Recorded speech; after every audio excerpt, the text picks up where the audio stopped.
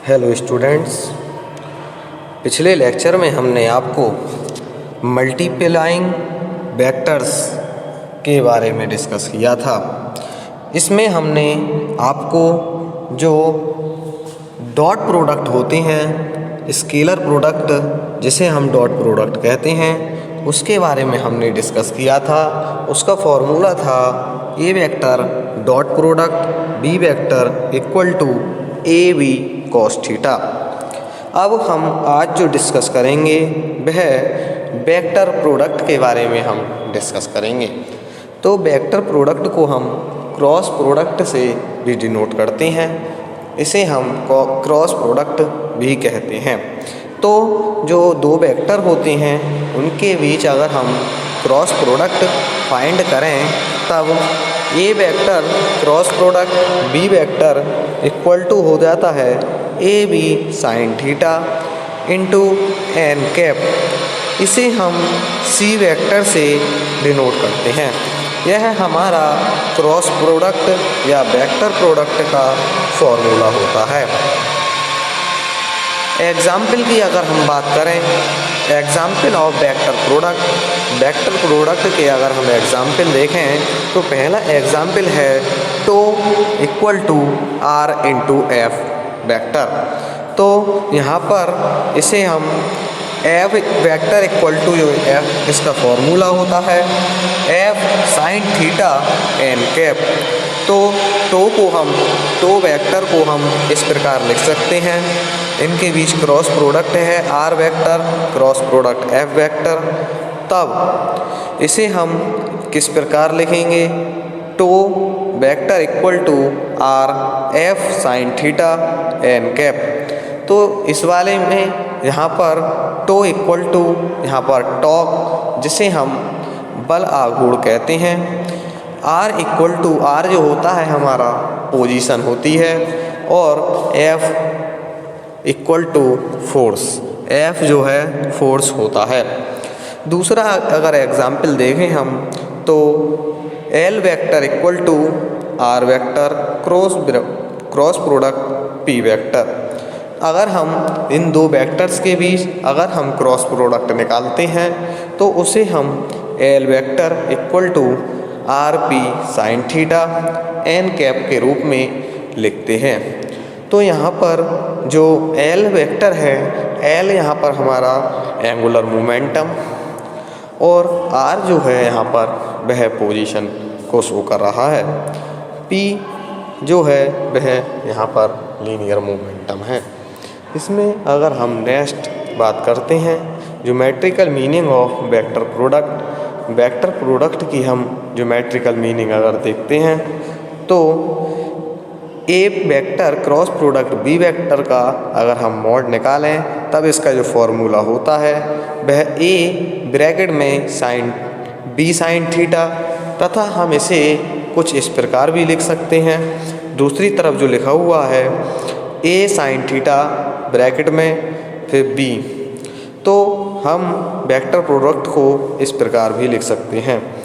यहाँ पर A vector cross product B vector का मॉड जो है वह area of parallelogram made by two vector, जो एरिया है टू वेक्टर्स के लिए उसके पैरेललोग्राम का एरिया है।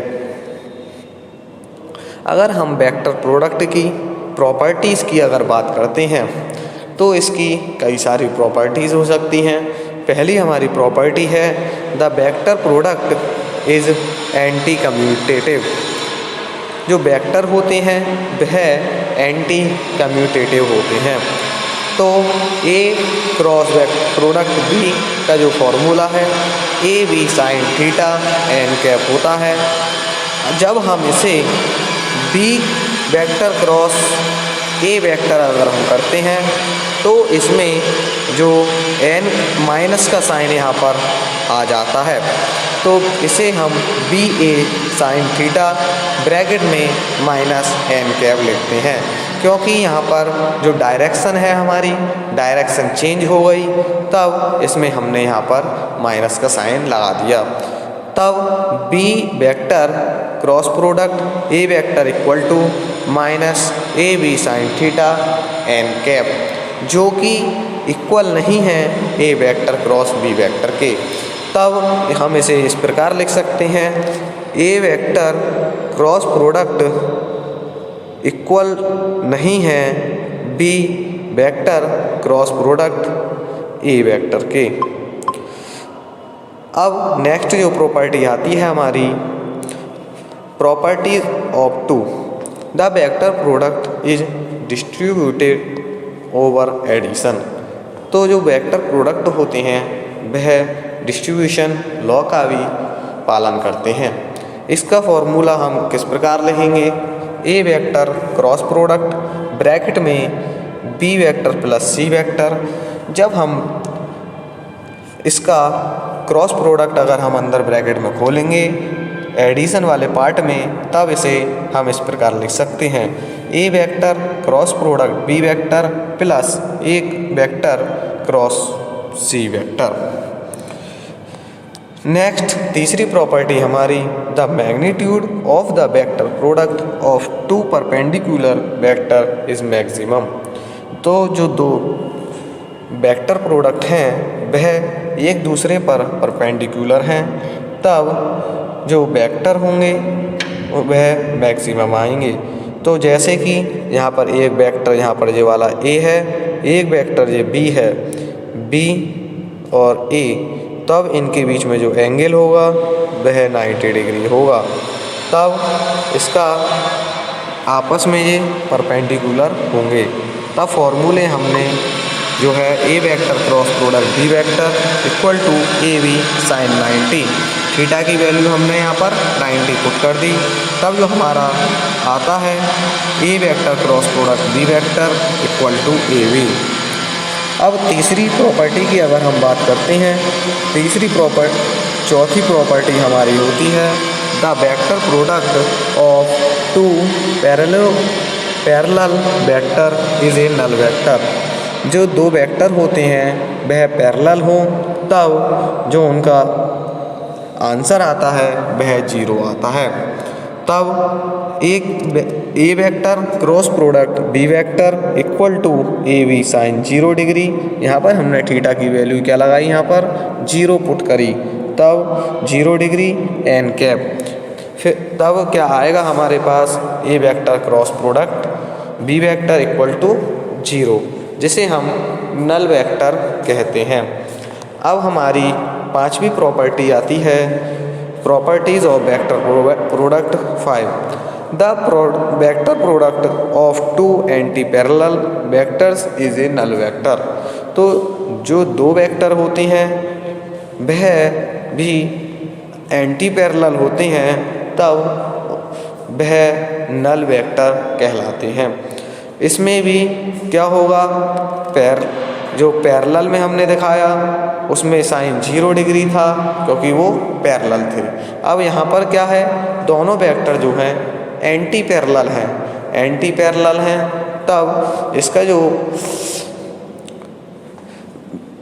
फॉर्मूला आएगा यहाँ पर A vector cross product B vector equal to, हमने यहाँ पर जब एंटी पैरेलल के लिए थीटा इक्वल टू क्या होता है 180 डिग्री, थीटा की वैल्यू हमने यहाँ पर 180 डिग्री पुट की, तब A B sine 180 degree N cap. तो हमारा यहाँ पर A vector cross product B vector equal to 0, जो कि नल वेक्टर है। छठी प्रॉपर्टी अगर हम देखें, छठी प्रॉपर्टी क्या होती है, the vector product of a vector with itself is a null vector. जो वेक्टर होते हैं, सेम वेक्टर जो होते हैं, उनका भी वेक्टर प्रोडक्ट जो आएगा वह भी 0 आता है। तो A vector cross product A vector equal to A sine 0 degree N cap. तो यहाँ पर जो इनका दो वेक्टर्स हैं, सेम वेक्टर हैं, इनका क्रॉस प्रोडक्ट 0 है, तब यह हमारा वेक्टर नल वेक्टर कहलाता है। सातवीं प्रॉपर्टी हमारी, the vector product of two same unit vector is a null vector. तो जो यूनिट वेक्टर्स हैं हमारी I cap, J cap, K cap, जब दोनों वेक्टर जो होंगे वह सेम यूनिट वेक्टर होंगे तब उनकी जो प्रोडक्ट जो निकल कर आएगा वह 0 आएगा। जैसे आई कैप क्रॉस प्रोडक्ट करेंगे आई कैप से, जे कैप का क्रॉस प्रोडक्ट जे कैप से, के कैप का जो क्रॉस प्रोडक्ट अगर हम के कैप से करते हैं तब इनकी जो वैल्यू आती है वह 0 आती है। इसी प्रकार जो हमारी 8वीं property, the vector product of two different unit vector is a third unit vector. तो जब दो अलग अलग यूनिट वेक्टर का अगर हम क्रॉस प्रोडक्ट करते हैं तो इनके क्रॉस प्रोडक्ट पर हमें एक जो थर्ड यूनिट वेक्टर है वह प्राप्त हो जाता है। जैसे कि आई cap cross product J cap, तो हमारा तीसरा जो यूनिट वेक्टर है के कैप हमारे पास यहाँ पर प्राप्त हो गया। इसी प्रकार जो जे cap cross product K cap है उसकी जो वैल्यू है तीसरा जो हमारा यूनिट वेक्टर आई कैप यहाँ पर आ गया। इसी प्रकार K cap cross I cap equal to J cap. अगर हम इनको दोनों यूनिट वेक्टर को अगर हम अपोजिट कर देते हैं, जैसे कि J vector cross product I vector, तो यहाँ पर साइन चेंज हो जाते हैं। तो यहाँ पर क्या आ गया माइनस के कैप। अगर हम इसी प्रकार K cap cross product J cap equal to minus I cap. तीसरा जो होता है I cap cross product K cap equal to minus J cap. Add to memory, जब हम आई से जे से के से आई डायरेक्शन में जाएंगे तो ये हमारा पॉजिटिव डायरेक्शन होगा, तथा हम आई से के में, के से जे में या जे से आई में तो ये हमारा रिवर्स डायरेक्शन होगा या माइनस साइन यहाँ पर आ जाता है।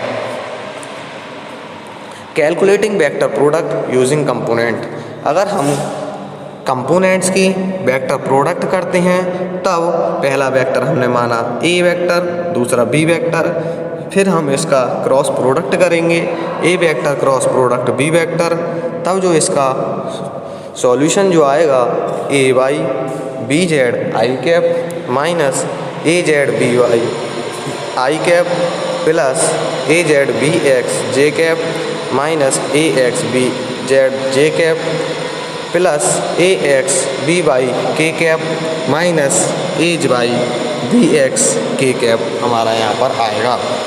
इसे हम इस प्रकार लिखेंगे A vector cross product B vector. इसे हम मैट्रिक्स के फॉर्म में अगर हम लिखें तो I cap J cap K cap A X A Y A Z तथा B X B Y B Z, हम इसे इस प्रकार लिख सकते हैं।